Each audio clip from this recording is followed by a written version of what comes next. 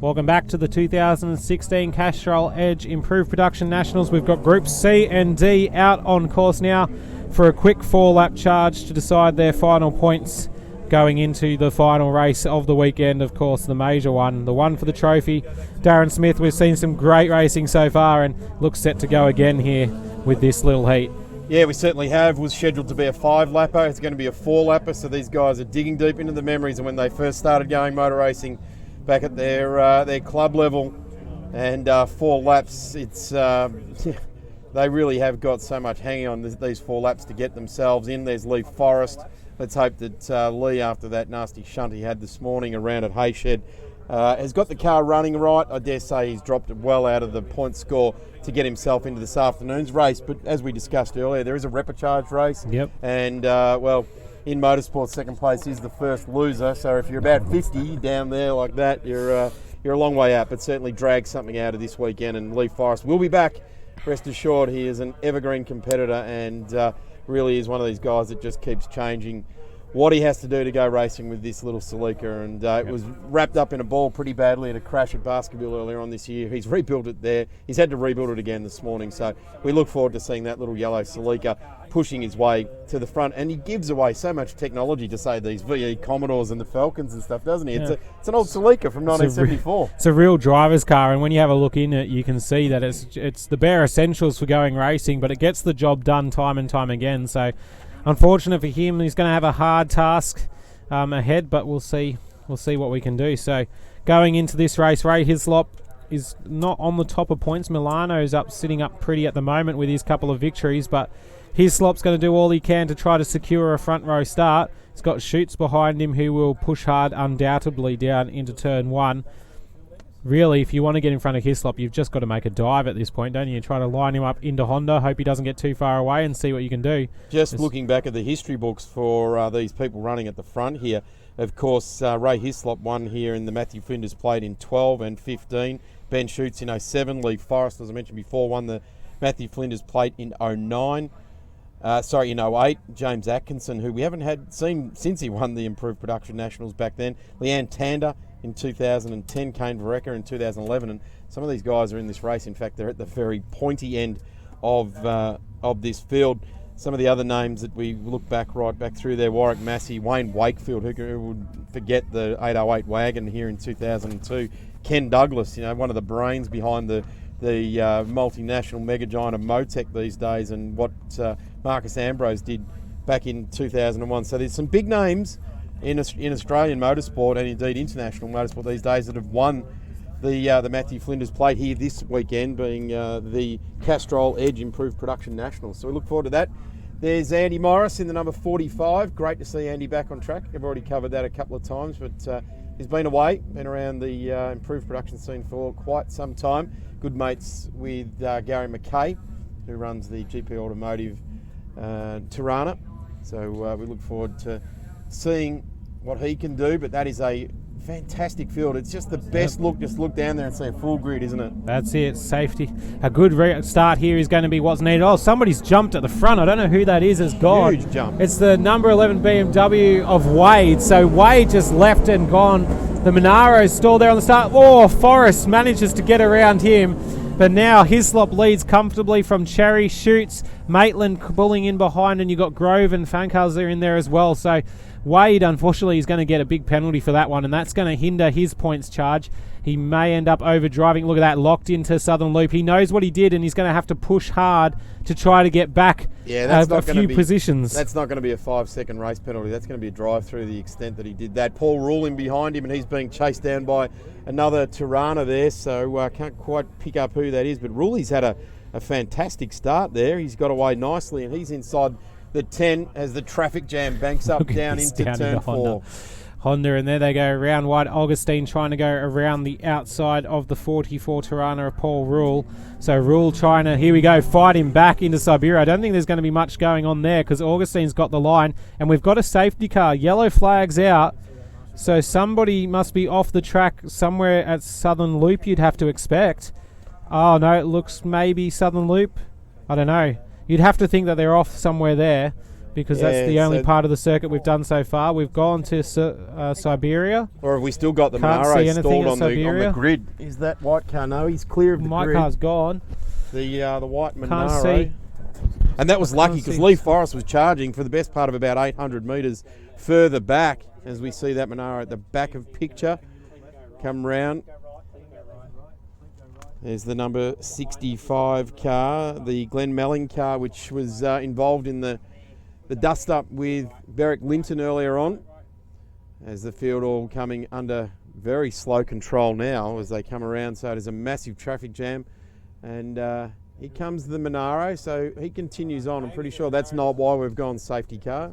I wonder if the Monaro is why we've gone safety car, because there's nothing on the circuit. Our cameras are looking around. You can hear the control room talking it through, but it just looks like we've got marshals returning. So we're giving you a good overview of what Phillip Island looks like off the track at the moment, but there's nothing going on that we can find. Plenty of bitumen access roads around, and that's what an international Grand Prix circuit has to have these days. As we see, there's Tony Groves in the Extreme Rotaries Mornington Mazda car. He's had a ripping weekend. The car's running reliably and strong. Ben Schutz, the only RX-7 that's been able to outpace him, and we expect that from Benny. Benny is an absolute weapon behind the wheel, and that RX-7 that his dad Bill puts together with his brother Paul is second to none. In fact, if you were so inclined, you could probably put some sausages in it wrapped in foil under his seat, and they'll be cooked by the end of the... you probably don't even wrap them in foil, it's that clean a car. So they do a ripping job, the Schutz family. And don't be surprised if this weather continues to be good and the sun stays out, if it is Ben Schutz or if it is Tony Groves in an RX-7 that comes through. These things can still win here. They just haven't done it for a couple of years. Ben, in fact, was the last one to do it in an RX-7 in 2013. And that's him in the silver car with the white detail over the sort of flanks of the bonnet, weaving now to get some temp back into the Yokohama tyres, the control tyre for improved production. And I'll tell you what, if you're your friendly local Yokohama dealer this weekend, you've sold some tyres, haven't you? Yeah, 150 improved production cars. Especially with a few of these guys locking up on the main straight last heat out, and you can see here we've got a good shot of the full field coming through. Just such a diverse range of cars, all the way up to VF Commodores and back down. There's Twist in the BMW. He's running a tribute to his brother Wayne as well. So behind him, Vanderkamp in that XY Falcon. I absolutely love seeing that car around Malala. He's enjoying being able to open the legs up of it and really give it something in a straight line, but probably not as far forward as we would expect. And I think I just saw Dave Worrell with his windscreen missing in the Card Attack car, the number 25, well, not number 25, but 25 heritage-looking livery. He hasn't got any windscreen in it at the moment. He's just behind Graham Shea. There he is. Front out, rear out. That's a real Brock edition. Isn't it? It's an 87 Bathurst edition right there. Someone will correct me on that year. Yeah. Oh, I think it was 87. Please let us know on social media at Blendline I think it was TV. 85 actually, you might find. 85, 86. But anyway, we've got that, and now they're coming around for the safety car. We can't tell what the reason is for the safety car for everybody watching the live stream. There's no car off circuit or anything for it. All we can assume is that the Monaro stalled, and because the medical were able to go past him, they threw the safety car as it was on the straight, and that has been what's caused the issue. As now Cherry tries to shadow Hislop, who's got the green flag. We're racing again. Schutz is there in behind. Cherry has lost a lot of ground onto the straight. Hislop's pulled an early lead, and that'll make it comfortable for him down into turn one. This is a good restart for Ray Hislop. He's caught them napping behind him. Ben Schutz has been a bit of a distance back to him, although he's P3. Here comes Fankhauser. He's coming good at the right time of the weekend, and Maitland's going through with him as well. So they tail their way through and get through on Tony Groves. Groves goes to the inside. That RX-7 is working magnificently. The extreme rotary power under the bonnet. He's got the right foot loaded up. This is the strength of the RX-7, nice and stiffly sprung. Wade's big going sway with bars, and they just sit so flat through the corner. This, if you're going to talk about V8s and turbocharged cars, have a look at Wade. He has got that penalty from that start hanging over his head, and we've got Crow. Neil Crow is pulling out his arm out the window to let everyone know that he's not going to take any further part. Victorian champion from about 5 years ago. He disappears wide. Just keeping a good eye on this run here with Tony Groves. Groves is putting under. Oh, Maitland's got the Tirana down the inside of him. And no, sorry, that's not Maitland, that's Lawrence further back. He's got the Tirana down the inside who's tried to make it hard. He's managed to clean themselves up and they're getting going again. So a good battle back down the field for those guys as Groves continues to put pressure on the rear of Fankhauser, and Wade now buying into it as well. They could almost let Wade go here and not bother with having a fight with him, though they wouldn't know that he's got a jump start penalty. Well, we can't actually confirm that ourselves either at the moment, but we suggest that, that's not a good spot to pull it up, Neil. And that will certainly draw, that will be yellow flags all the way back to 3, so any passing manoeuvres into that corner will now be negated. Oh, look at Groves moving! The tyre's moving underneath him. Has he got a deflating tyre? Wade is up the inside. He's passed him easily onto the straight, so Groves has buttoned out of it. Has he got a deflating tyre? That car just started to get all squirrely. He's pulled over to the left-hand side, and they're actually gaining him hand over fist. I reckon he's got a deflating tyre. The car not working as nicely as what he'd want. Augustine's also making a move around the outside, it looked like. As we can see, there's Crow still off in the gravel trap. Adam Williams in the Tirana. And Grove is off. Groves. Huge spin backwards into the gravel trap at Southern Loop, sorry. Tony Groves, what a shame. What a shame in the Mornington Mazda car. Yeah, I reckon he's got some sort of deflating tyre. That just doesn't happen. No. You don't be setting the lap times that he's been setting. And he's a better operator than that, isn't he? Yeah, he's been running in the low 47s there. Yeah. So that's an issue with, I'm going to say a tyre or something like that. Got to have that. There's the number 7. He's doing a good job, isn't he? He had a few issues yesterday. He dropped back through the field in his early heat, so he's made life difficult for himself. But really manhandling that car. If you ever get a chance to see the in-car from Thomas, you can see just how hard he works as we come back and look at more of these guys coming through turn 4. No, we're going to go back to the front and see Woodbury. Gee, I'll tell you what, if you're setting up the guy in front of you for a pass down at turn 4 and you saw that yellow flag, you'd be absolutely devastated. No one is setting up a pass on this guy. Well, they haven't. Can't lay a glove on him. Yesterday, car number 1, he wants to keep that sticker on the side of his car and the yellow just off to the left-hand side. That'll be just out of his vision. But his vision at the moment is all for checkered flags as Ray Hislop takes the final race for the weekend in his heats, and he's taken 2 from 2 Thomas today. is off, and Lawrence is slowed as well. So a war of attrition in this race as Thomas has pulled off into the grass. That's the end of it for Chris Thomas, the New South Welshman, giving a bit of a wave to the live stream, just making everybody know he's there. Great to see fans down there on Siberia as well. Just all the way look around at the crowd here this weekend. Fantastic crowd for Island Magic. It's always a good weekend. Remember it for next year.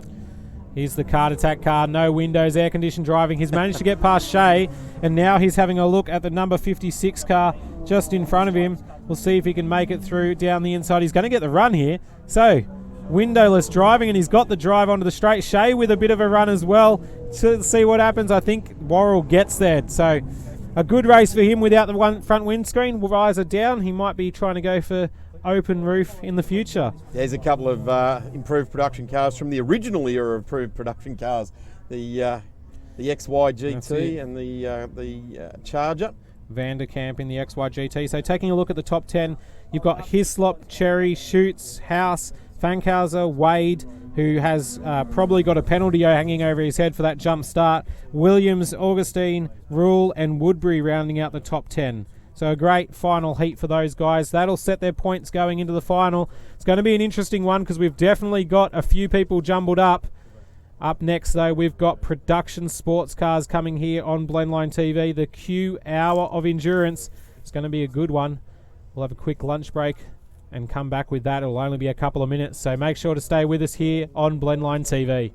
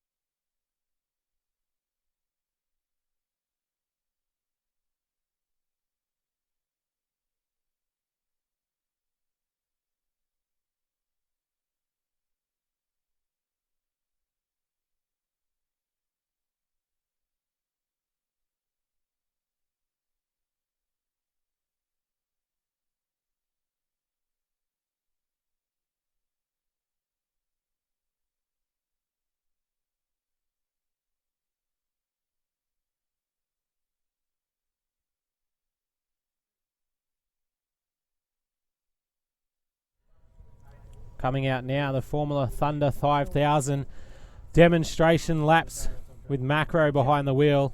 It's looking pretty good. Wow, this Such is a great looking car. A great development, this car, and there's been an absolute load of people behind Chris Lambden, who is behind the whole Formula Thunder 5000. They had this car down at Geelong yesterday for the sprints on display. The Phillip Island Auto Racing Club are clearly backing what Chris Lambden's trying to do here, because twice now they've had the car down here doing laps, and this is a real packed program to give this car, the Formula Thunder 5000, with its big scoop across the top there, and drafting in Tim Macro, 3 times Australian Drivers Champion, well, 2 times Australian Drivers Champion, 1 time Australian Formula 3 Champion. We'll mix that one up in a salad one day and work it out. But here he comes around the top. This is going to be a really good one. In fact, Daniel, as they come down the straight, I'm going to be quiet because I want to hear this thing. That's it. Have a listen to this.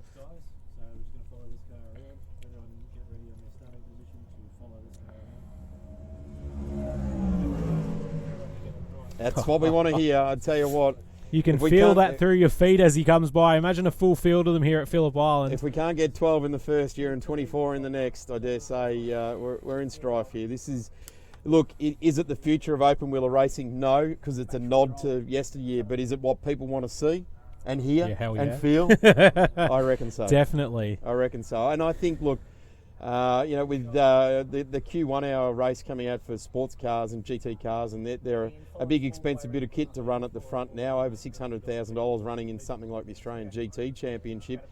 The price tag on this thing, they're talking around $280, something like that. You can have 2 of them in the shed, can't you? And you can do some fantastic lap times. Great to see Tim Macro in the wheel of this, really is. It's a really good effort. I actually posted on social media to Chris Jewell during the week. Imagine if we had Jason Bright and Paul Stokel and a couple of those old guys get a nice benefactor to chuck them behind the wheel up against some of the newer generation of open wheeler racers.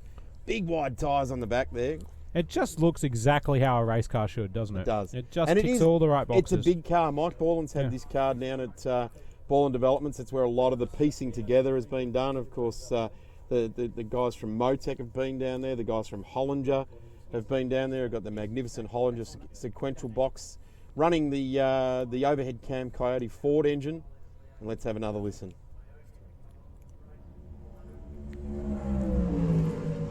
Checkered flag, first race victory for the Formula Thunder 5000. Goes to Team Macro, car number 1. Macro Wins again, exactly, coming from the background. He's added another one to the list. What a great car, though. And Macro just loves driving it as well. He's a great proponent for how good this car is. He'll have done laps here. He'll have done laps at Eastern Creek. He's done private testing at Winton. He'll be the man to watch in the first year, won't he? He's already got data logged away in the Macro head. Oh, that's one we don't want to see. There's the arrow returning him to the pit lane. So that's the demonstration done for now. We'll probably see it again later on. Let Formula Thunder 5000 know. They're on Facebook. They've got all sorts going on. They've been at a lot of events. They were out at Geelong yesterday, and came here today to show it off. They were at Muscle Car Masters a few weeks ago. So it's on display at the track here. Around. So if you're watching the live streaming here at the track, it's on display on the gate to the paddock area, attracting plenty of interest. And by all means, jump on their Facebook page. Let them know you support it, because team owners and car owners are going to want to know that the public out there are supporting this before they jump on board. The best news of all that could have happened to this class is that Malcolm Ramsey out of Barana, who was the dominant force in Formula Holden, of course, Malcolm in his own car in the 70s, running in the old Formula 2 and Formula 5000s as well, was very strong. So Malcolm Ramsey throwing his support behind the FT5000 project says it all. Absolutely says it all. Good stuff. Well, that's it for the Formula Thunder 5000. Hopefully we see a lot more of them next year here on Blendline TV even. Until then, we've got the Q production sports cars about to begin. They're just about to roll out from the pit lane, so very soon it's an hour of endurance. This is going to be a cracking race. Make sure you stick around with it here on the live stream for Blendline TV.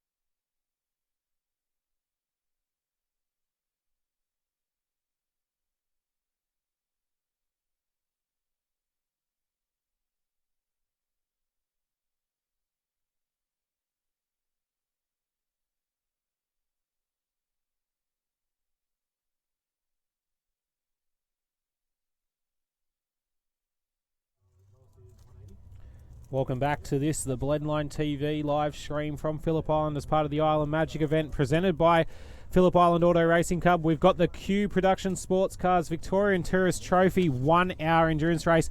In previous years, this one has been a thriller. We've also seen some spills throughout it as a few guys try to push a little bit too hard. Starting on pole, McLaughlin and Tander, they'd have to be the favourites at the moment for this race. Higgins and Gaunt right next to them. And those two we saw have some great battles in yesterday's heat races. Behind them, we've got Studdard and Muscat, which is a great combination as well. Once Muscat gets in that car, started a good Porsche 944 racer from yesteryear, making the step up to an Audi GT car for this one.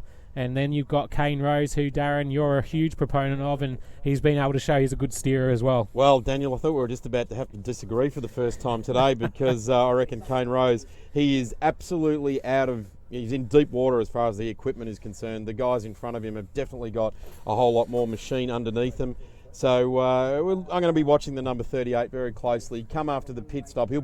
After the pit stop, he'll come out and he'll be warm. He'll be well in tune for the track. So jump on board. Look, you can't take anything away from Garth Tander. It's an absolute coup that Steve McLaughlin's landed him down here for this one. As we've got Major and Love slowing down across the top of the hill. So the other one there, Danny Studdart, who has jumped into an Audi. He was racing in Class B as part of the Porsche GT3 Cup Challenge presented by Pirelli this year, and was leading that up until the last round, which he took the round off. He was doing a charity ride across the Nullarbor. So Danny now jumping on board the Audi, of course, with Richard Muscat. Needs very little introduction at all. Dominated 944s, dominated GT3 Cup Challenge, jumped into Carrera Cup, and now a Development Series driver, and that's all in 4 years. He's jumped one to the other to the other. Knows exactly what he's doing. Look at the crowd starting to build off the top here. Number 99, Huge Nick Kelly field in the industry car there as well. Then it goes to Taylor and Howe. Now this young fella, Howe, 14 years of age, jumping along with Greg Taylor Motorsport and running in the Audi. What better way would you like to spend schoolies? I'd love to enjoy that, wouldn't you? There's a lot of kids down here on Phillip Island enjoying schoolies, but that's probably the best one of the lot. So you can see this huge field. We always get a good field of cars here. There are 40 of them on the grid for this race. It's going to be an hour enduro. Now, some of the things to remember is the pit window will open after 20 minutes. It's open for 40 minutes until the 40th minute, and you may come in and do a driver change. If not, it's a compulsory 45-second stationary pit stop, so everybody's on equal ground as we're away, and it looks like Fleming not getting a great start in the GT40. And at the front, they're 3 wide down to the straight. Turnbull trying to force his way through. There's a Porsche on the grass. Hopefully he can get it back on safely as we go down into turn 1. Kane Rose leads the field. That's a ripping run to the field. We've got in the grass. On the dirt. That's a Porsche. Not too sure who that is. There goes Dean Lilly, I think, in the Daytona prototype. Yeah, there he goes through there. But it's Kane Rose. Kane in the Rose. Melbourne's cheapest cars that leads the way. Then it's McLaughlin getting through there. So McLaughlin's got Garth in for the second part of the race. So you would anticipate that at about minute 20, that car will dive in and put the Bathurst champion at the wheel. Then we've got the number 32 going through there, which is the Muscat car, which has got Danny Studdard at the wheel. So he's adapting himself as well. So the Audi Customer Sport trucks dominate the first couple of pit bays here, and of course the MPC crew working very well. There's the number 55 We've got there. a yellow flag Xavier on West. the circuit. Safety car boards maybe? No, just a yellow flag at this stage. So that's as one of our Stillwell leaders. Starts to put pressure on the back of one of the Audi cars in front of us. And here we're coming around now. That's Hogg in the Lotus just in front of Stillwell. So safety car already on lap 1. What? We haven't had a race today. We haven't been able to avoid it. That's the blue Porsche that we haven't been able to see, who has dropped to the back of the timing. So we'll figure out who that is very Sven shortly. Borkarts, maybe? May well be. He's Sven found himself off. That's a shame. The guys from Cairns who present really good Porsches. So I think that could be Sven Borkarts. We've got 2 Porsches off there. 2 Porsches are off to the side of the track, so I don't know if they've collected each other as they've come back on. We saw the blue Porsche slowing, but there's a car to the right of that blue one that they're all around. We could just see it on the other angle. So there it is. We'll try and anticipate what those cars are. It's a little bit difficult from We'll wait for the live timing to update, and we'll get to see who it is. So we've got 2 cars. Kane Rose leading the way. He's got McLaughlin behind him. And this will just give us a chance to reset, pause, hit the button, as they say, and get yourself ready to go again. It's a long race here. And what we've seen a lot of the time in the production sports could be cars Douglas race, Smith, the blue Porsche. Sorry about that, Daniel. That's all right. We've got to figure out who it is. Or Simon Baxter. Lindley Baxter. There's a couple of blue Porsches entered there, so we're not getting that info, and nor is the live timing actually giving us that. The live timing has unfortunately dropped halfway through the field coming over the line, so we're not exactly sure who is off. Okay, Jordan Love. Jordan Love is the one that's highlighted and coming back down through the field, so that's got Peter Major. Sorry, Peter Major at the wheel and the tyres and more 997 GT3 Cup car. So that's not what we wanted to see at the start of this race. Now, interesting, just disappeared through the screen is the Lamborghini Huracan from Trofeo Motorsport, the Pirelli Motorsport distributors, who, by the way, have got about the first 20 cars in this race on Pirelli tyres here this weekend. So they're dominating that part of the race. But the Huracan has gone absolutely backwards because it's got car owner Jim Manolis, and of course the guy that's going to get the second one that comes into the country, Andrew McPherson. They started out at 15th, and I think it's Jim Manolis starting. No, it's Andrew McPherson starting the race in the GT class, and he's in number 51. We've also got another that's an Rob Audi Smith. pulled over. So Rob Smith. Everything's gone over here. That's at Southern Loop, the entry to it. So there's cars dropping off everywhere. Now, this guy is the current Australian GT Trophy champion. So this car has pounded the tracks around Australia all year long and run without skipping a beat out of the Audi Customer Sport van, and it is parked up at turn 2. So we've got 3 cars that haven't made it out of turn 2. It's a bit of a false start for this one, isn't it? And it is. He's gone there under safety car, though, as he wasn't there on the first lap, I doubt. So the other interesting thing is that these GT cars, so we've got this field is split up into, I'm going to say, the outright GT cars. Then we've got the production sport type cars. So we start to see the Porsches, and we start to see the Exesias, like that beautiful red one on screen now.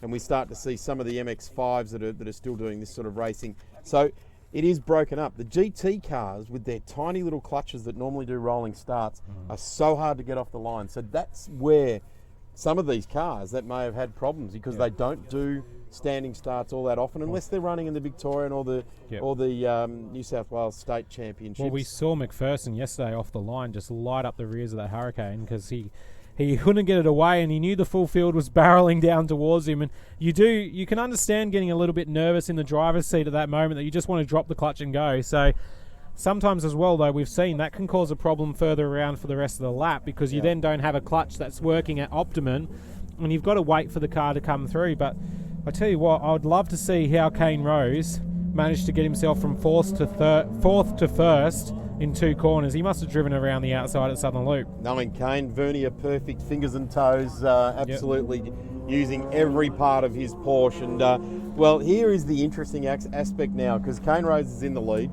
He won the Porsche GT3 Cup Challenge. It's going to be 4 or 5 years ago now. Didn't do it easy. He was up against some guys now like Michael Armand and some of those guys that are now running in Carrera Cup. It's getting past him. If they think they've got the kit under them, they've then got to get past Kane Rose in the Melbourne's cheapest autos. That's it. 996, I think, 997 in the newer car for him. So there's the 71. Douglas Smith. The Douglas and Smith car, Porsche 997 GT3 Cup. So that's the Bella Motorsport car, actually, and they're another Porsche 944 from family. Cameron Bella often finding himself up against the man who's leading this field, Kane Rose. They've had some great battles over the years, and their championship came down to the wire early this year right here at Phillip Island, with Bella actually finding himself into the gravel trap at one point in the race. So a lot of history there, but unfortunately it seems like Bella Motorsport is going to have a bit of a repair on its hands as they try to pull this second car out. I'm not sure which one that is. We still haven't been able to get an ID on it. And Michael Stillwell in the Logicar Porsche has held station after the torrid opening lap there. Just trying to catch up with the number 91, which is Sven Boykarts. Okay, that's the one we're getting Yeah. we think we're getting recovered, isn't it? So That's that had it. Chris Stillwell driving there, but it's Sven Boykarts who's there. And of course, Sven, another well-developed Porsche race, and won the first year of the Porsche GT3 Cup Challenge. We must point out the reason we're having such a hard time picking out who that Porsche is our live timing system at the track has failed Less than helpful. halfway through the first lap. So Yeah. we can tell you where the top 5 or 6 cars are sitting, and then after that, it's a bit of a guessing game by knowing who's who. And now they're going to try to do this recovery on the number 37, which I think managed to complete the first lap. It's the Rob Smith car, and he was 11th on the grid, so probably a car that's in for a chance. And you've got, look at that, the blue Porsche here on Shalene Smith. Bit of damage on the front bar, so maybe they've had a touch. So he was walking around the back of his car to see the damage at the back, but it looks like it's more on the front. So whether someone's checked up in front of him or he's given him a good old nerf in the back end there, who knows at this point in time. It was sort of buried midfield there, so we don't really know what happened. The recovery crews have had a very, very busy 2016 Island Magic in its 26th year, 60th year here at the Phillip Island Grand Prix circuit, and that is every reason to celebrate because it is second to none facility, particularly here in Australia, and is lauded right around the world by those, particularly in MotoGP, as well. A fantastic racetrack and facility for fans. Looks like they're going to get this car cleared away. Unfortunately, we're going to lose a couple of laps with this one, so a false start, but it will allow everybody to get a bit of a rolling start, which, as we've said, might help those drivers who are used to Oz GT. We're about to get a good view of this. It looks like, I don't know if there's damage on the front right there of that white Porsche that's being pulled away, so we'll see what it is in a second, but maybe some contact down there, or two of them just not getting a good start, and once they've trundled through the grass. It's not what we wanted to see from the Southern Star entry, that's for sure. No. He's changed his livery for this weekend as well, so maybe disappear back to the old livery and get a bit more luck heading his way. But he has had a stellar year. Rob Smith taking out the GT Trophy Series in the Australian GT Championship, so that is a fantastic result for a year's racing. Unfortunately, here in the Q1 hour, and he's going to be flat-toed back to the paddock. The Magic towing vehicle there, Michael at the wheel. Of course, all these tow trucks, they don't just come to racetracks and do this. They're commercial businesses. If you're looking for a tow, get in touch with Michael. Good fella. And bringing back a Porsche on the back of his truck right now. So we wave goodbye to Magic Towing for another pickup. Hopefully no more pickups today. Hopefully they're kept quiet and sitting behind the barriers there. So let's have a quick look. Kane Rose leads the way. I can't give you a lap's time because the timing screen is not giving us the answers we need, but it is Steve McLaughlin to Danny Studdert. Now Steve McLaughlin will hand over, we expect, at around about the 20-minute mark to Garth Tander, and Danny Studdert has got Richard Muscat to hand the car over to. We don't know exactly, we're not privy to their okay, so we've got 50 minutes remaining, a message from Race Control. Kane Rose sitting there, who started out of fourth. He's had a ripping opening lap to get himself up the front. The number 16 car, currently in fourth, has got Greg Taylor at the wheel. And Greg was the defending GT Trophy champion, Australian GT Trophy champion this year, but fell just short of it at the end of the year. He did actually drop around part the way through the year as well. So he's had the car that's number one sticker peeled off the side, and it goes into the car of Rob Smith, who will take no further part because he is there. There's Robert Smith, the forlorn sign of a GT car in the Q fashion, 1 hour, just coming back to the pit area. That's not what we wanted to see at all. No, and big support by Advam as well. They're helping out with Body Sports. Tires to get on board with this Q Production Sports Car Hour endurance race. Beautiful sunshine now. Still a little bit of rain hanging around the circuit. Big field of cars who will get racing very shortly because it's going to be all mixed up. You can see you got the GT40 there behind the Hurricane. We've got the Lotus of Arthur Margatis who'll be looking to come through. And then you got all these guys at the front. They had big group of Audis. There's the Ginetta of the Burgesses. They had a bit of a interesting time in their sister car last weekend at Winton, or a couple of weekends ago at Winton actually, and found themselves in the wall while leading a race down there, and that has meant that they've had to go bring this second car online probably a little bit quicker than they expected, but now they're out there and we're back to green flag racing. Aren't we ever? Kane Rose, the flat six, 3.8 litres of Stuttgart's glory, and it looks like we're in a 24-hour race with these Audis with their rain lights on. They are absolutely sending out the message we're on a charge. It's some magnificent machinery. Don't discount the Ginetta. The Ginetta actually sat on the front row of the grid here with Daniel Gaunt in the GT round 2 years ago. So those things can actually match it right out front with the might and power of Porsche and Audi, those German giants of GT racing. And we've only got a couple of Lambos mixed up in there. Of course, the Victorian debut of the Hurricane, which we've already touched on. So we're going to keep a very close eye on that. Just keeping everybody back. That's the FRS car of Turnbull and Garner. I think Turnbull probably started the race. That's generally how they like to run it. Oh, and who can forget the pictures out of Winton earlier on this year where he had a flash fire in that cabin, and well, interestingly enough, FRS Fire Response Services on the side of the car, and he responded very quickly indeed. But it's good to see the Raging Bull taking it up to the German precision operation down there at the Audi Customer Sport Racing. And Matty Turnbull, a ripping guy. He's coming under pressure from the Industry Clothing Audi LMS Ultra of Nick Kelly. He's had a look to the inside, not going to get the job done as we take a look at the rest of the field coming through.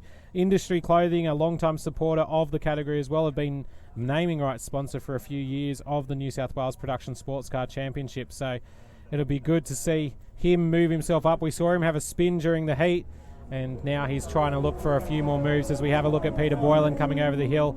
And Kane Rose continues to lead, but McLaughlin is starting to hunt him down. Danny Studdard in there as well.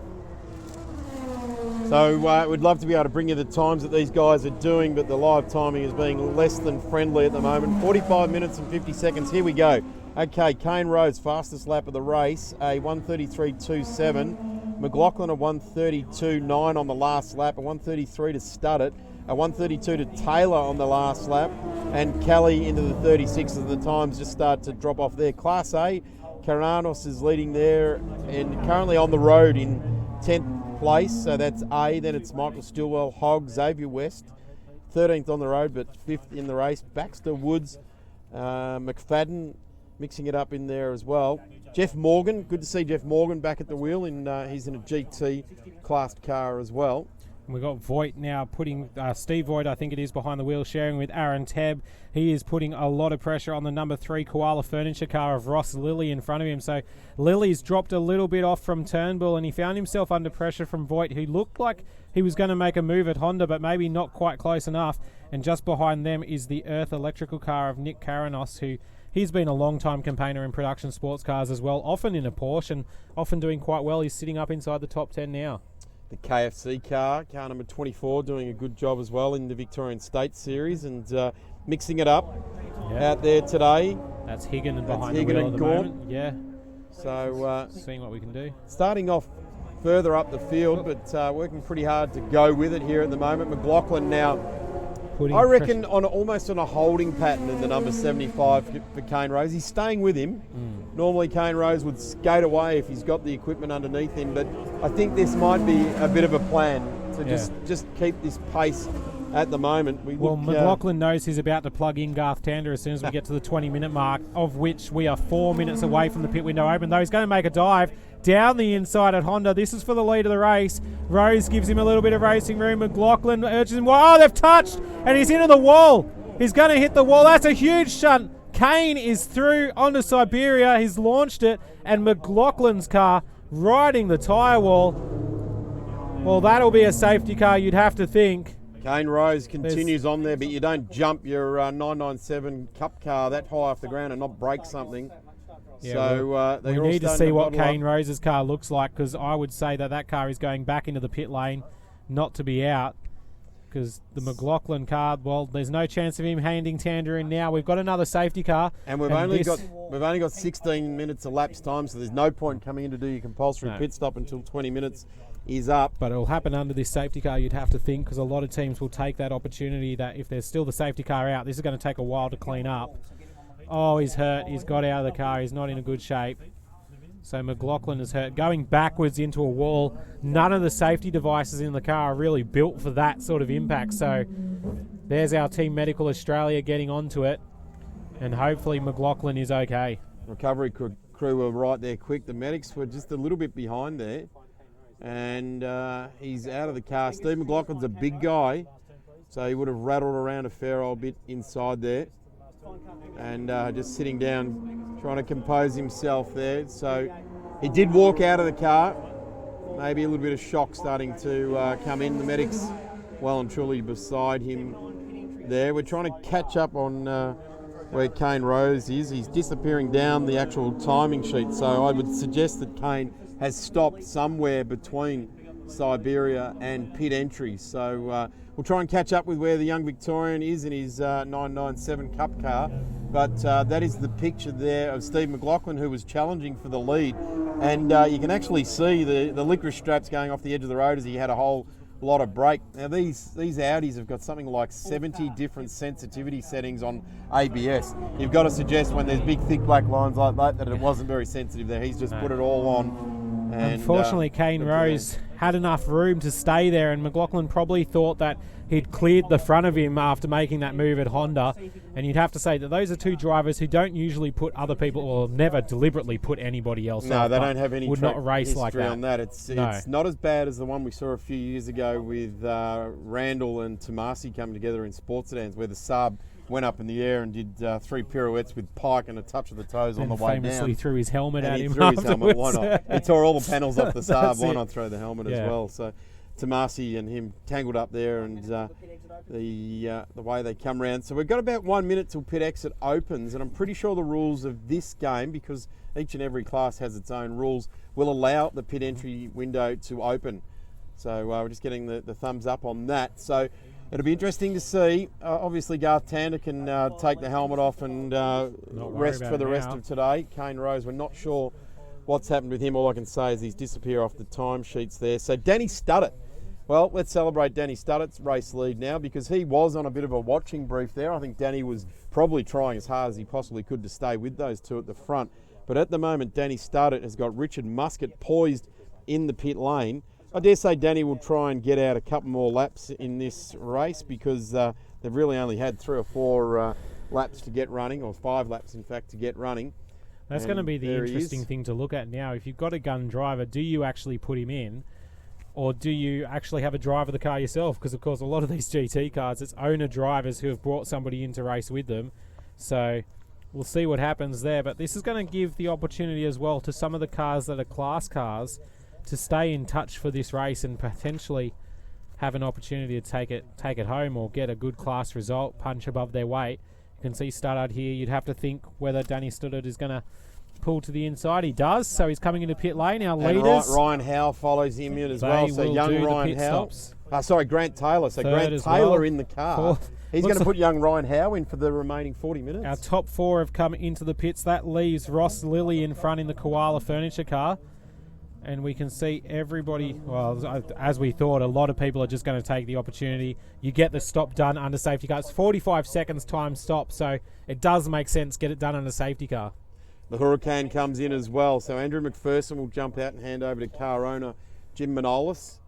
Dean Lilly looked to continue on there in the Daytona Coupe. Comes another Audi. So the guys down there at Audi Customer Racing are going to be very, very busy. Indeed, they're going to be that old nasty word of double stacking. I think they're going to be 7 deep. In fact, they're looking after 7 of them. Out there this weekend. So it'll be interesting to see how they go with it. All pulled up. They're pulling them to a stop. So, well, this makes things confusing for the timing. They've pulled the cars up to a stop on the main straight. Our camera will pull around to it. That's at the final corner.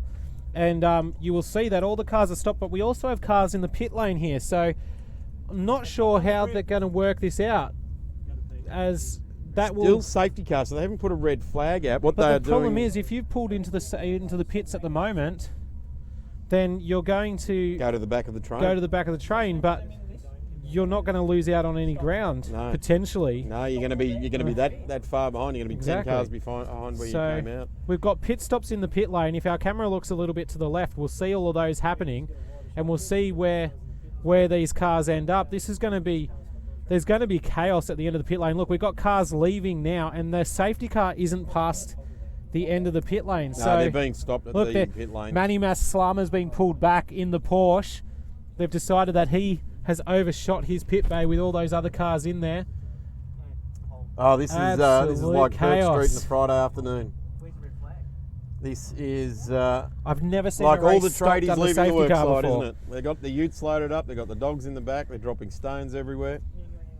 And this is What's going on is this is a very confusing situation. We got people getting out of the cars. They're telling them to cut the cars now, so they're cutting all the cars, and it seems like as much confusion. Well, ladies and gentlemen, everybody else. all we can bring you the information is that at the moment the cars have stopped on the straight. The officials are saying turn them off.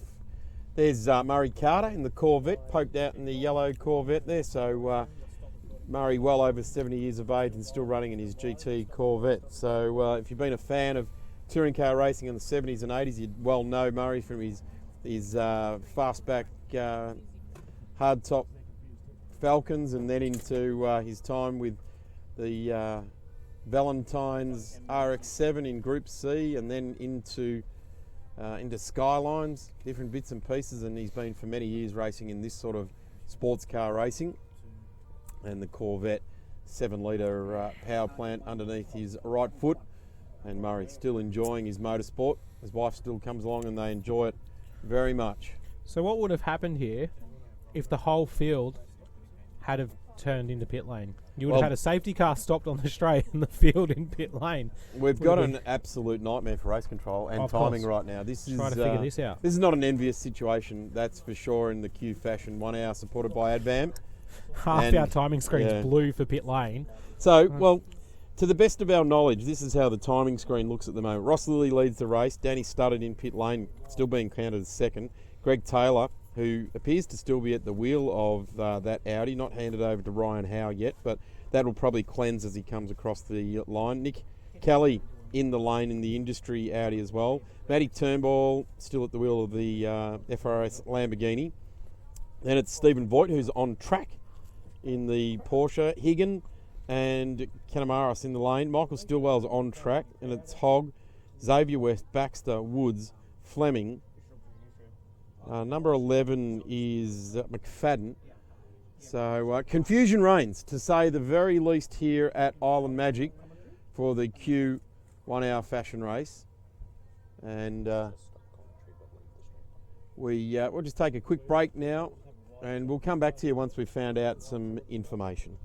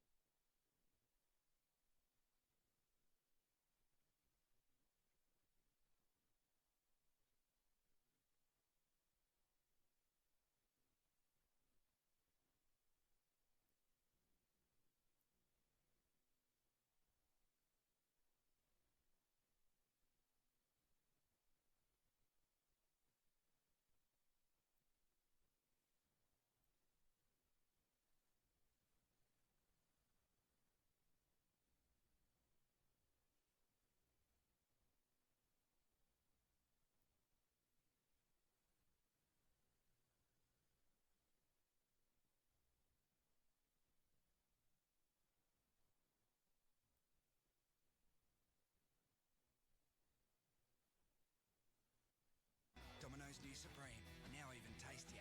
Just $7.95 on Office app.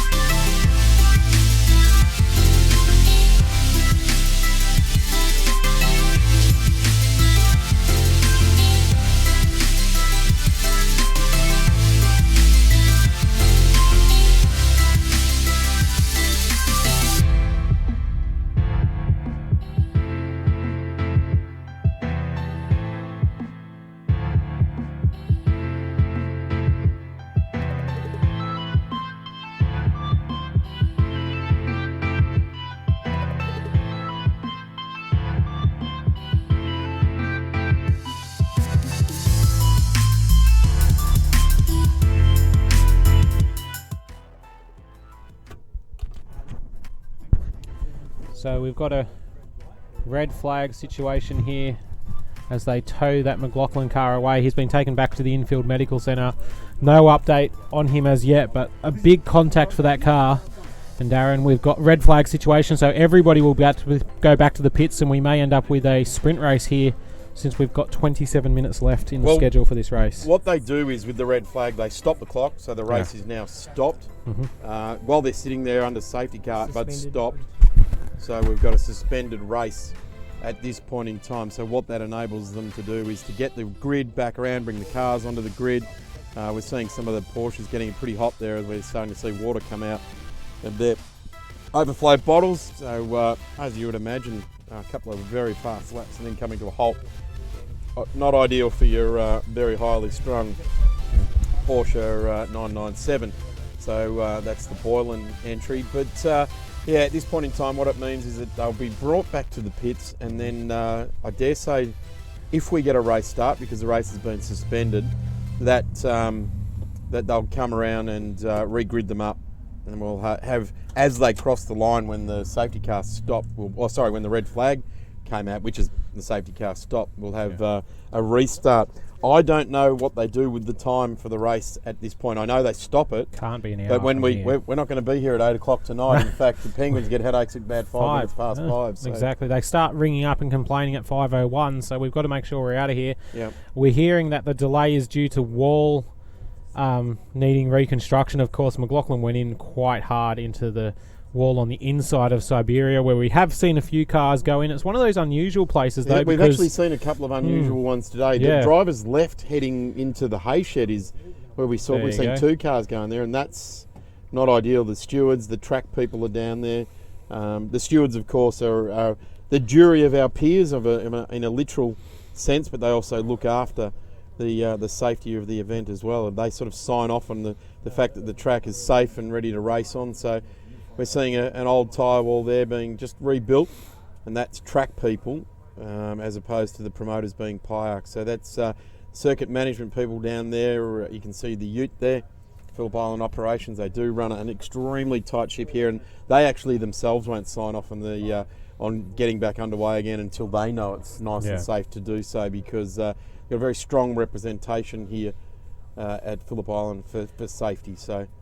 And a really good reputation. Exactly. As well. They won't let anyone go back out around the circuit till they know that wall is going to stop a car if it goes back in there, because there's nothing worse than thinking, well, one car's hit there this weekend and that's the only time it's happened in 5 years, so we won't worry about it, and then next lap a car does the exact same thing. That's not how they operate here, that's for sure. Exactly. So we've still got a red flag, and we've got a barrier repair on driver's left at turn 4.8. Looks like we're having a bit of a debrief between a few of the officials who were out there, so we're going to be continuing to have this break. The drivers are getting out on the main straight. We can see out of the van at the moment, so they're all getting out to try to air themselves and have a bit of a chat, and we may well continue that as well here in commentary. Well, the interesting thing at this point in time is that the drivers now, I can tell you the conversation was, did you see that? Were you part of that? What happened there? And those guys were running strong out in the front. Why did they come together? Bits and pieces. What are you doing at the end of today? We're going to have a barbecue back in Cowes and enjoy the holiday atmosphere here at Phillip Island. That's the sort of thing they'll be talking about. We've got a number of the real high-ranking officials out there. Warren Reid out there on the grid now. He's talking to some of the crews down there, just letting them know what things have to do. As I mentioned earlier, Shane Bull, one of Australia's most experienced main grid marshals, he's actually helping the Boylan crew get rid of that car off the grid, because it's it's hemorrhaged all short itself, of bleeding, hasn't it? isn't it? Yeah, the water on the road behind it, so they'll be taking that behind. This really is an absolute nightmare. If you're going to run a race, and you're going to pick out the worst case scenario to happen, this is it. This is what's happened. So we're going to take a break here on Blendline TV. The stream will stay up, but we're going to take a break in commentary as we find out what's going on and they repair this tyre wall. We'll be back in a couple of short moments with some more action.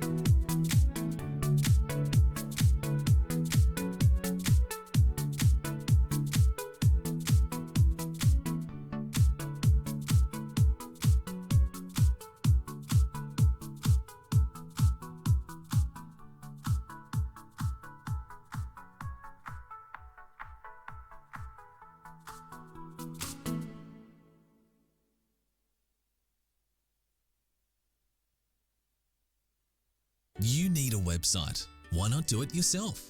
With Wix, you can create your own professional website. Choose from hundreds of designer-made templates. No matter what business you're in, you can get your website online today. Just drag and drop to create your site exactly the way you want. It's easy. Change your text, choose one of our backgrounds, or upload your own. Easily add one of our beautiful galleries. You can even set up an online store in seconds. With just a few clicks, you can connect your website to your favorite social media channels and add popular web apps and services like Google Maps, contact forms, and so much more. Just like that, you've got your own stunning website that is fully optimized for every device. Create your stunning website today. It's easy and free.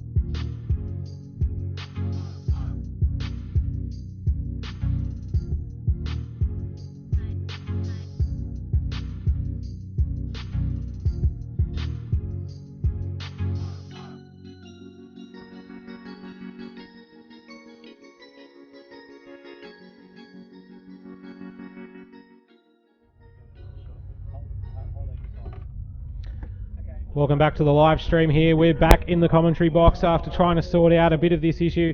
It's been a half an hour delay as they repaired the wall.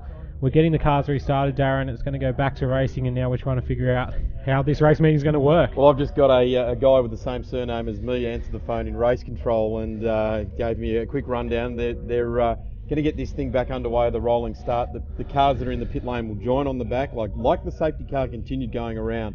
The wall damage is what the stewards and what all the safety people have been focused on.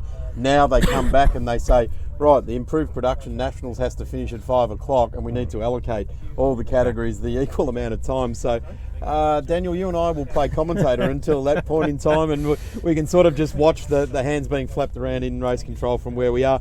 Interestingly enough, the people in this race control here work at events like the Australian Grand Prix. They work at the Malaysian Grand Prix, the Singapore Grand Prix, Bahrain. So we've got people up there with massive amounts of experience that are they're not throwing their hands up in the air. They're in fact, what they're saying is that what is not damaging us is just making us stronger at this point in time. That's but it. you know, for you and I and all the viewers out there on Blendline TV, just a little bit frustrating watching the grass grow here at the beautiful Phillip Island Grand Prix circuit. But at least we've got grass growing where, sometimes at other circuits it's a bit dark and you can just see the witness mark there of where McLaughlin went in. So the wall is repaired. Well, it's better than looking out of an industrial block or something, or the tip of 100%. Sydney Motorsport Park or something, isn't it? It's, At least we've got some beautiful iconic shots to go with as we wait for these cars. They're firing up on the main straight. The safety car will roll away.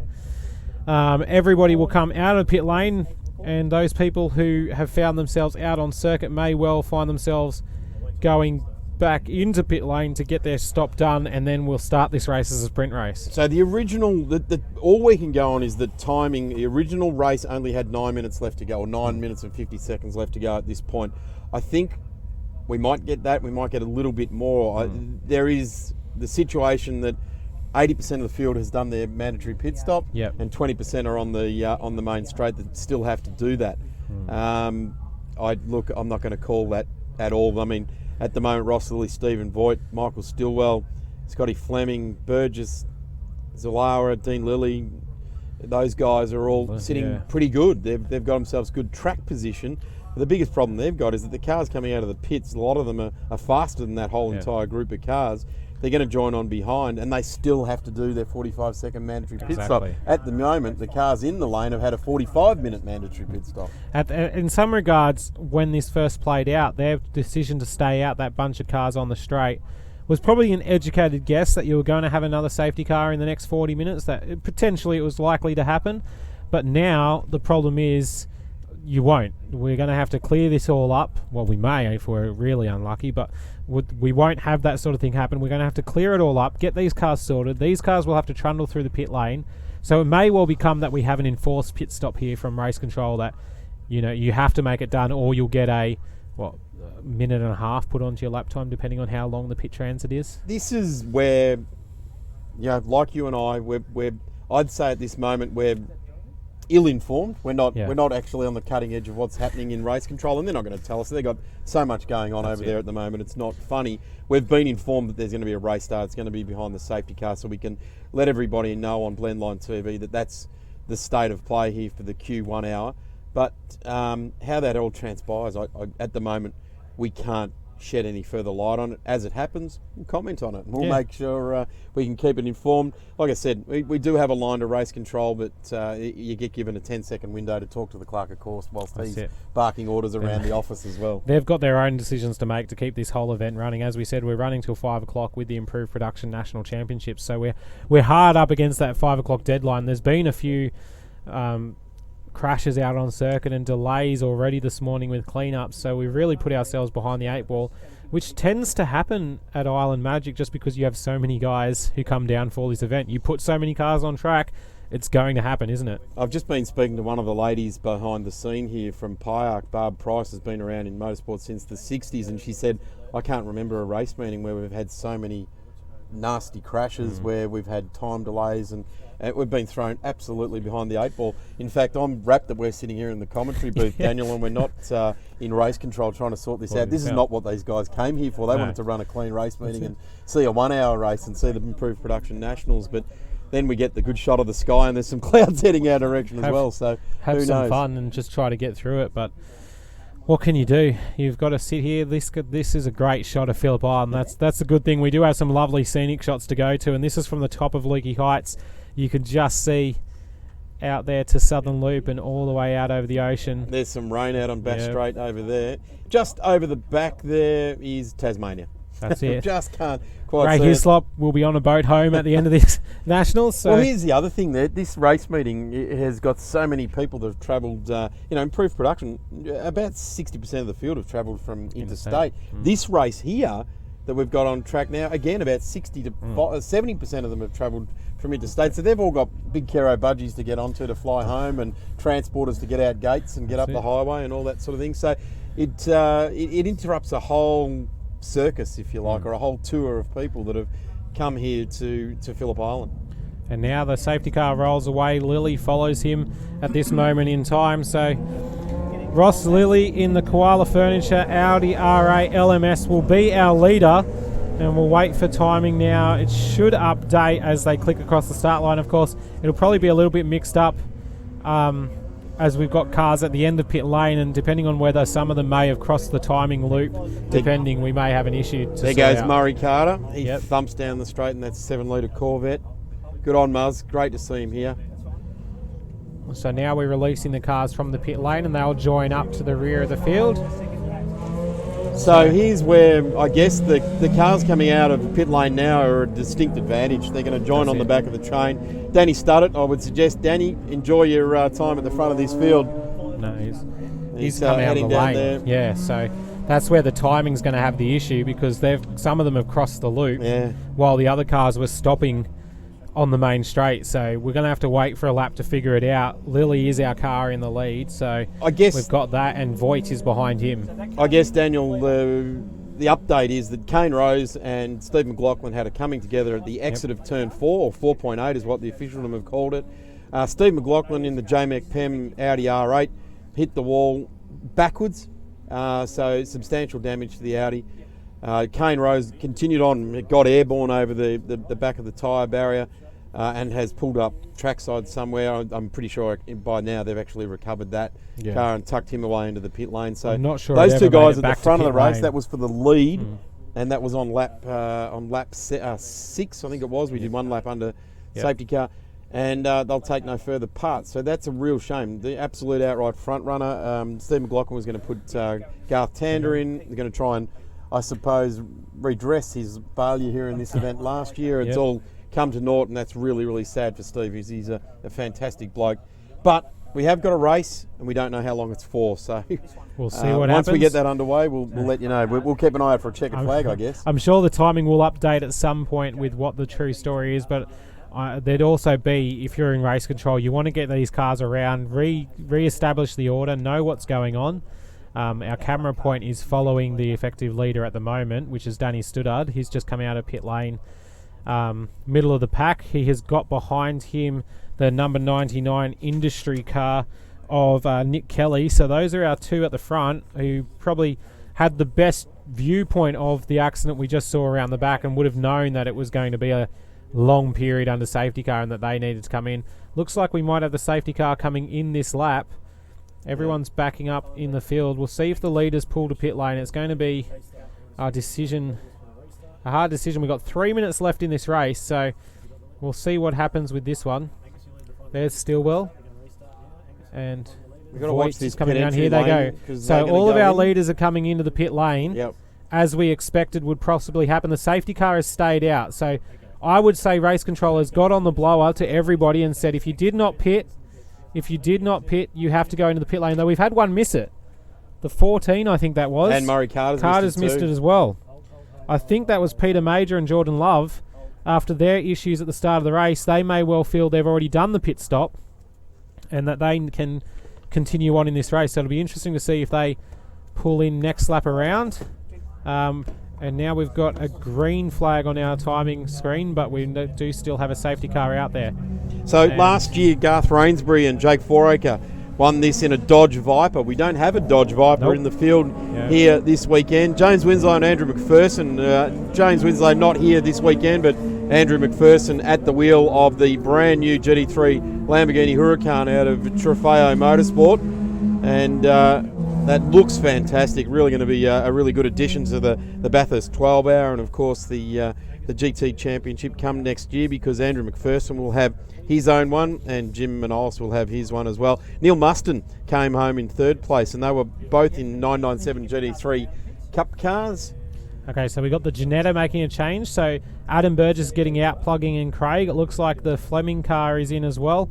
Zalua is in the lane. The Stillwells are in. So all of those cars we saw at the lead of the field are now in and getting a change. Ross Lilly, of course, will just sit there for 45 seconds. He doesn't have anyone else to plug in. And we'll see how much time these guys lose. Oh, Lilly's lost time in the pits. So Voigt's, here's Studdard coming, Stillwell coming out in front of him. So Lily's lost a little bit of time.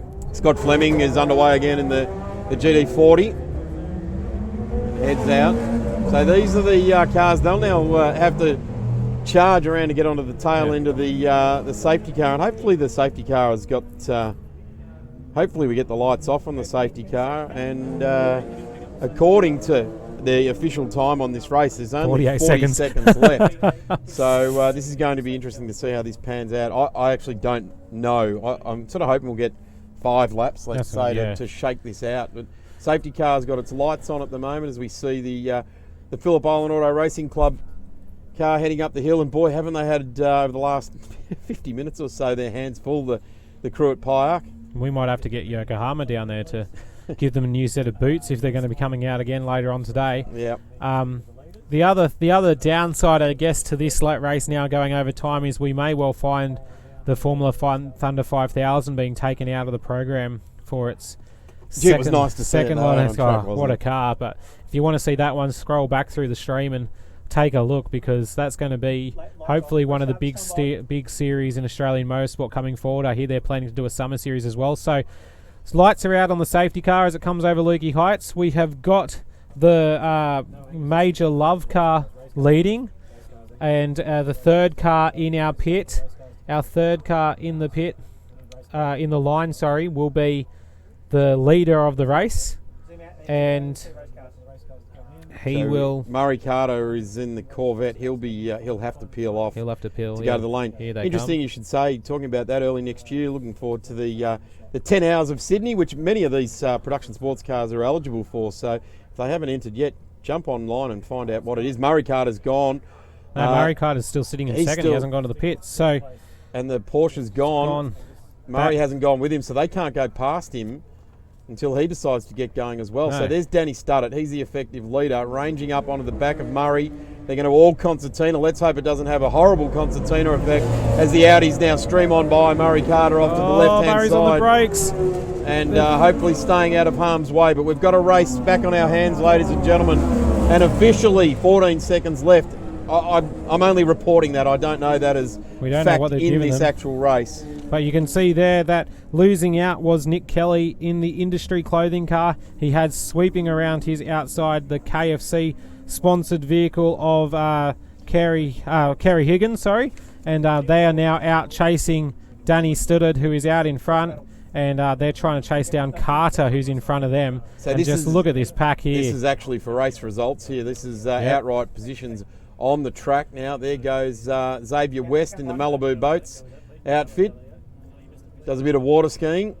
There's the Hurricane coming through. We go back to the rear section of the circuit, and you can just see these cars now sorting themselves out.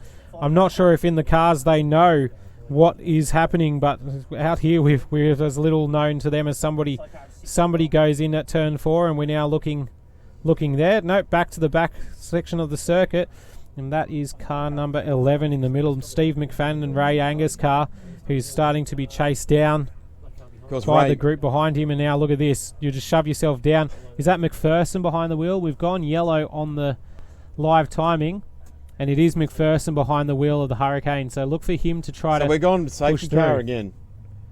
We've gone safety car again. Safety car, it's car in the wall. It's the Stillwell car. There you go. Once more in stereo, huh? As we see the Stillwell car in the wall. One more for the pickup guys today. Gee, they've been stretched, the recovery crew. That's turn 2. Yeah, that may well end this race. They may just decide to call it there and be done with it, because that'll be another recovery, and we just don't have time to keep recovering vehicles. And seeing what happens. So Stillwell is in the grass at turn 2. That looks like turn 2 entry, is it? Yeah, that's mid corner. Yeah. That's mid corner. That's That's off gotta be- apex, and the tractor starts to fall away there. So So I wonder if he's found the wall. yeah, And, it doesn't look like it. It looks like it's just sort of stranded. Yeah, as the Don't know. car's now come around. Okay, so the next race on track was supposed to be a Formula Ford race, and that was supposed to start at 1:30. It's now nearly 2 o'clock, 1:55, so yeah. we're going down time here. So safety car again. At least I Danny wouldn't be Stoddard's surprised taken if the they lead. come to the line like this. No, Danny Stoddard has. Oh no, he hasn't taken the lead, but there's some conjecture over whether the car in front. It seems to be. Oh, maybe he's a lap down. That might explain things. The 14 car is a lap down. Peter Major behind the wheel. So he possibly has found himself in the middle of a bad situation there, and in the confusion of the pit stops and who had pitted, who hadn't, where they were in the race, he's a lap down in that car, stuck in the middle, and he has to get out and try to clear himself. Carter was in the same boat, you'd have to think. Yeah, Murray was due to come in as. Gee, look at that high wing of the Daytona Coupes. It's right up above the traffic jam there. Here comes this magnificent-looking Lamborghini Huracan, and breaks with the tradition of naming cars the Huracan. The long list of Lamborghinis over the years were named after Spanish fighting bulls, and you think about them: Countach, Diablo, Aventador. They were all Spanish fighting bulls, but the Huracan breaks with that tradition. Even the Gallardo was a name of them. So It's a beautiful car, and it is. we look forward to seeing a lot more of it. Of course, McPherson with the IMAC team campaigning a Porsche for a fair few numbers of years, and was one of the early adapters of the 911 RS. has Benny Porter along with him, and Ben Porter is an absolute ripping racer, a Formula V champion of all things, and he jumps on board with Andrew McPherson, and he's like his hired gun for the weekend, and not sure whether Benny's here this weekend racing in the Vs, but And behind him is Manny Masalama, who is the defending Q Endurance champion for the New South Wales Production Sports Car Championship. So he's trying to defend his title. I think it's off the table with the points at this stage. He's not had the best of runs this season. That's the 993 GT3, is it? This one here, the red one. Yeah. Nice looking car, that one. I think Garth Rainsbury used to have, I'm not sure that it's his old car, but of course Garth last year won this race in the Viper. And it's probably the first time for many years that there hasn't been a Viper at the pointy end of this field. But at the moment it's Audi R8, isn't it? Really colouring it in. Kane Rose was in amongst it with them. But As we in see. his Porsche, but he's taking no further part. There's Steve Voigt, or is it Aaron Tebb at the wheel now? Not too sure. Long way to travel and not get a run around Tebby, that's for sure. Yeah, it may well be Tebb at this stage, but Steve Voigt, a big supporter of Aaron Tebb's racing over many years too, though. So so swings and roundabouts. that's it. We've got the Stillwell cars in the wall, and of course Dave Stillwell generally works with Team Medical Australia at a lot of events around the place, so now that team is getting to go and help out the Stillwell team get themselves out of the trap. So that's interesting. We're still under safety car here. Not sure how long left in this race. It's going to be difficult to try to get it because our live timing has just kept ticking at the moment. We're at -7 minutes, which generally races don't go to the minus, and that's going to be one of the first for that as we see them disappear over the hill at turn 1. Yeah, so if it sounds like we're confused, ladies and gentlemen, here at Blendline TV for the live streaming at Island Magic for this year, we are. Yeah. And we apologise for it because there's, at the moment I would suggest we're not the only ones scratching our heads and wondering what to do next. There's a fantastic long shot out over all of the service teams down there. There's Fireys, there's Flaggies working hard trackside. The medical crew are leaving. There's a tow crew from Magic Towing. G'day, Michael. Do you He's reckon switched the live stream off now because he's working. Do you reckon the medical team and Flaggies will get themselves another pay rise and lunch out of this one from so much work they've had to do today? I mean, the cars have probably got more miles on it than they need to. Thank you again to our officials and volunteers who do a great job trackside keeping everybody safe. They've had to do a lot in this race. Well, I tell you what, our recovery crews have A lot of them aren't young men. They're going to be pretty tired at the end of this weekend. They'll have worn a pair of work boots out. They'll be looking for a new pair of steel caps, I reckon, after this weekend. Of course, the Phillip Island circuit people rebuilding tyre walls. And, race control now are, they'll be scratching their heads meaningfully, because at about this point in time they'll be saying, what do we... Maybe what do we just do? chuck out the check. How do we finish this and call race? This one, give the guys prize money, and let's be done with it. The problem is, knowing a lot of the guys in race control, they're racers themselves, and they want to see it finish at least with the green flag lap to give everybody that chance. Because in this endurance race, unfortunately, it's been under safety car for a majority of the time. We've had about 6 laps green throughout the whole event, so it's just one of those things that we're not going to be able to see a full hour of racing from these guys. So we'll wait for them to come around. There's Lily. Look how far back he dropped with that late pit stop. Those guys will be ruining their decision to do a late pit stop, because Lily was on for a top 5, and now it's not any good. We'll see what happened here with this Stillwell car. This looks like our Waverley towing truck, not the Magic Towing, but Oh, all good wrong guys and girls working hard. Got the car on the side there. It's on a bit of an angle because, of course, hard to pick up from that location, but must have just broken something in the front, I guess. Yeah, there's no, from where we're seeing now, there's a nice clean Shannon's Nationals sticker. Oh, what's that? Front right. A little bit of trim hanging out underneath the... Oh, has it got a flat It looks right like front? we might have had a front right failure. Is there a tyre in there still? Damage there, Yeah. But, we'll see that another day, because those guys are, their family's steeped in tradition in motorsport. And do a ripping job of it indeed. Talking about Shannon's Nationals, we'll be back here in May and September next year. With some of the same drivers who are in this race Yeah, at the moment. there'll be a lot of them. Another one, so. Yeah, the May meeting will have Carrera Cup and the Australian GT Sprint and Endurance Championships. That's going to be a big weekend for all the crews down here trackside. Of course, Pyack heavily involved over many years with that as well. Light's still on the safety car, so One we'll more see lap. another lap. And maybe a thrilling conclusion to the end of this race if we're that's lucky. right. You'd have to say that hopefully we get some close racing, but nobody else off the circuit, because we just don't want to see that anymore. Yeah, Daniel, Blendline TV, you've still got a big program coming up to Christmas. You've got still a couple of events coming up. That's correct. Channel 31. Oh, we've got a car trying to get out of the pit lane here in front of the safety car. He's been released. He's going to need to gas it and get himself out of there. Well, that's going to be line ball on if the safety car got past him. He's going to have to Sure, race accelerate now control to get told him away to go. from him. Yeah, we do have a big lineup on Blendline TV every week on Channel 31 down here in Melbourne. We'll have the Improved Production Nationals highlights packages, this production sports car endurance weekend. Luckily, we got the heat races yesterday, which provided a lot of action as well. They'll be appearing as highlights.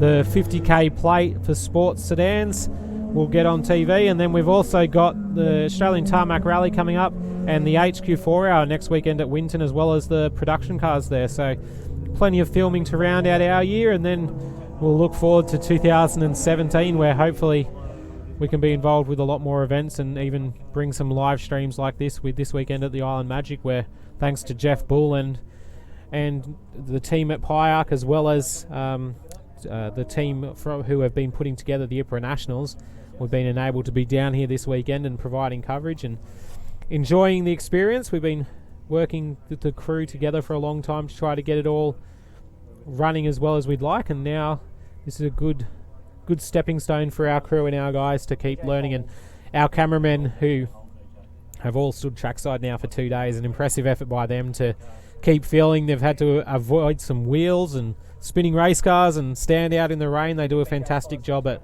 multiple events throughout the year, so good work by all of them, and we've still got the IPRA Nationals to come. As a fan on your Facebook page, have always enjoyed over the last 3 or 4 years now what Blendline TV have brought to the screens. It certainly gives many competitors and fans an avenue to being shown around the country. It really is a good thing.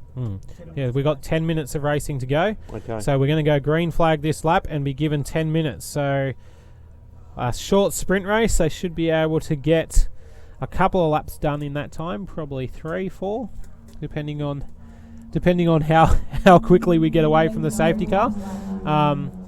But this big field, look how far back that they stretch all the way to Siberia as they're coming up over Lukey Heights. So it's a great field of production sports cars here, Australian GT cars here this weekend. They've really put it on as we see the safety car. We've had enough of seeing that. We don't need to see it anymore, really. We'd be happy if that doesn't come out again. Number 16, Ryan Howe, is not even 16 years of age. In fact, 14 years of age, and he's sitting back there in position number 4. So we'll see how he'll be getting coached by the crew at MPC pretty heavily now. He might even have Greg Taylor himself on the radio saying this is how we're going to do it. As soon as you see one of those guys flinch in front, flinch it exactly. There it is. And away they go. He hasn't disappointed either, but the Lotus behind him is going with him. They have to go with the Lotus hard and fast now because these Audis will just drive away from them. Look how hard Muscat launched to try to get rid of Gaunt, but he went straight with him. So now the pair of them are going to fight down in turn 1. Look at Gaunt. He's in the draft. He's had to pull a little bit of brake to just stay in there as they run down to turn 1. These two are going to fight for the lead of this race. It's on here. We saw Gaunt lose one out to Tander yesterday. He does not want to taste the bitter taste of defeat coming to that checkered flag with an Audi in front of you. I tell you what, we've got a couple of absolute young guns of Australian sports car racing out in front of this race at the moment, and they are showing a clean set of heels to, well, you'd pretty much put a pro tag on these two guys. They do it day in, day out, and this is going to be how it gets to the end. Who's got a better set of Pirellis underneath their Audi R8, because Howe is sitting back there in P4.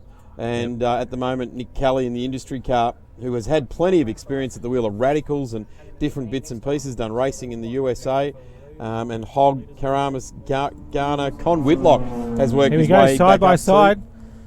Sorry, Darren, they've gone side by side up to Hayshed, but no, again, he manages to hold him out, so Muscat is keeping himself in the lead of this race. Gaunt doing everything he can to try to go around the outside of him, but he's not going to be able to do it with the laps ticking away here at Phillip Island. There are only a couple of minutes left in it. So they come around the top part of the track now. The KFC car being driven by Daniel Gaunt. The black car in front now being driven by Richard Muscat. As we look to back to the field now, it's Justin Levi's in the, Margitas in the Lotus Elise HPE, the green car there, which is well and truly in the fight for this race. So we'll keep across that. There's the Burgess and Burgess Janetta, and we can see Mesa Salama as we come zooming around here. Enough to give you a little bit of blur to follow. There's Margitas in the Lotus, so he's got himself in front of this group, while down there they're going 3 and 4 wide. Look at the Daytona to the middle, the GT40 right in behind it as well. And there's Lilly trying to get his way through. He's pushed himself in. He's not going to get it done. There's Con Whitlock there as well in the R8. Love trying to avoid Burgess there as he comes through. Love just pushing through there in the blue Porsche. Got some work to do. The Janetta now logging in behind. This is Con Whitlock in the R8, and we're talking just outside the 10. Here we go. For this race. McPherson trying to go around the outside. He's not going to get the job done. We've got the Daytona in behind them there as he tries to pick up the opportunity to get past. So the Daytona prototype just looking good in this. Oh, actually no, it's not looking good anymore. It's got a tyre rub on the rear, and he might not have a tyre continue. So I'm not sure that if Dean Lilly's still at the wheel of this car. I'm not sure whether it was a two-driver setup, but Dean Lilly has certainly been instrumental in a lot of the racing that they've done with this car. And in fact, Dean Lilly's been instrumental in a lot of racing cars over many years, and he's actually a really good mind to have in your corner. McPherson just round up Whitlock. Oh, down the inside, there's a couple of cars rounding him up now. So Whitlock may have some sort of issue. He's dropping a little bit. He does not have the pace, and that's Morgan behind him, who we saw up there earlier in the year in New South Wales Prod Sports, having a good run, taking a couple of race victories, and now he's in the mid-pack for this hour endurance race.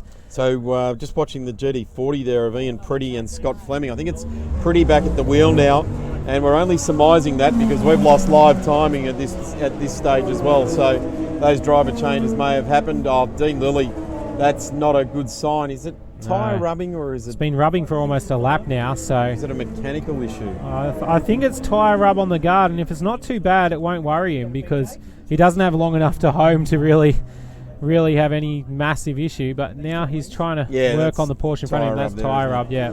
So we've got an Audi R8 as well. That's a black car, It's at the exit of turn 4. That's He's right, where found we a saw gear. the last Audi go off. Is that Howe? Is that Ryan Howe? I don't know, but here we are. There's our race leader, Richard Muscat. Still got Daniel Gaunt behind him. So he's holding this position in this race quite nicely. Oop. And here is the slowing R8. Oh, there's But our boy, leaders. these guys have cleared out, haven't they? They've gone. Absolutely Gaunt and cleared Musket out. fighting each other hard. They've pulled a quarter of a lap on the rest of the field. You could see the way Musket put the foot down. He was ready to go. Gaunt went with him, but he just hasn't been able to get close enough to maybe have another chop at him. No last lap board yet, so we will continue. We'll get more racing in. So I'll tell you what, these guys are trying to make up for what's been a slow hour endurance race at this point in time, and they're going to make it up with this massive sprint to the finish. We'll see if Gaunt can make the move. He's had a lot of pace through this section, Southern Loop. And now Hopefully we'll see if he can stay run. with this battle and see these two guys, because this is the podium, ladies and gentlemen. KFC car chasing down Gonna the have a car look. of Richard Muscat. He's going to have a look. He'll look to the inside. We can't see what's happened, and we need the picture, but we've lost it. So there he is down the inside. So that's the pass for the lead. Sorry, we've missed it here on Blendline. We're looking everywhere but at the leaders, which is a little bit frustrating, but they will get to it eventually. Our cameraman just losing track of where the race was there at the critical moment as Gaunt made the move. So Gaunt now to the lead of this race. And now he may well try to run away from Muscat towards the finish. Muscat, let's see if he can throw anything back at Gaunt. Doesn't look like it, does it? It looks like Muscat's just been gazumped there, and didn't expect that Gaunt had more car under him, because you'd have to expect that they would have all bolted a new set of Pirellis underneath these R8s. Oh, no, that car's Dean on Lilly fire. wants to get out. Stay with Ian, he's got to get out of that car. Dean Lilly wants to get out of there. I think it's Dean Lilly anyway. That's We've the got best the leaders information coming we've to the got. finish line as well. Let's see if this is the finish of the race. Gaunt is coming under pressure. We're glad he's out of there. Last lap board is out, I believe. I believe they've got the last lap board out. It looks like, no, it's a black flag they're holding out. So it's hard to tell what's going on, as now we've grabbed an extinguisher. off I don't want to camera. get too much burnt here, because this car will be getting itself set for the lead into the Bathurst 12 hour. And That's it. Dean Lilly's tried to get that out. Here's the problem though, you've got a red hot race car and you start putting fire extinguisher chemicals on it, and it absolutely destroys everything it touches.